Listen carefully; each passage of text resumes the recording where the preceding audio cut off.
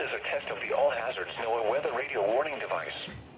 During potentially dangerous weather situations, specially built weather radios will be automatically activated to warn of the impending hazards. Tests of these radios and the warning alarm system will be conducted by the National Weather Service every Wednesday between 11 a.m. and noon. If there is a threat of severe weather, the test will be postponed to the next available good weather day.